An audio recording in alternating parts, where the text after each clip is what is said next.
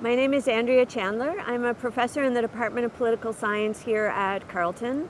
I research and teach mostly in the area of Russian politics, post-communist politics, and European politics. Sophocles was one of the ancient Greek writers. He wrote the Greek tragedies. This is actually a play, and it's part of a trilogy, and it was first written in around 440, 441 BC.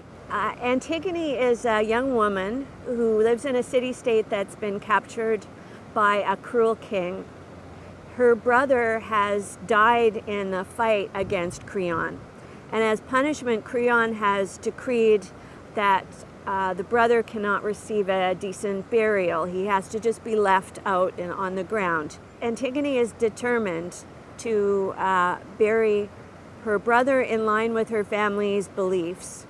She's caught doing this, and she's brought to Creon, and she's defiant and asserts that it's more important to her to follow her moral code and be true to her family rather than obey a bad law by a bad king.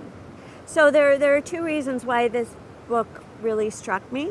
The first is because of the way it talked about politics and defined politics as a constant struggle to balance law and order on the one hand with individual rights and individual dignity on the other.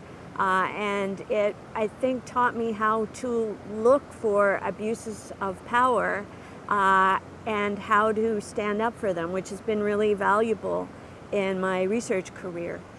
The other reason why I was really drawn to Antigone was I was about the same age as she was when I read it. I was 17, I was in first year university, I was in a great liberal arts program, but I was taught mostly by men, reading books written by men about men. So Antigone was a rare example of representation of a female person in the curriculum. And because she was somebody who had such a strong character, strong values, she was almost a kind of role model. So there's something about human rights that Antigone, this young woman, intrinsically understood.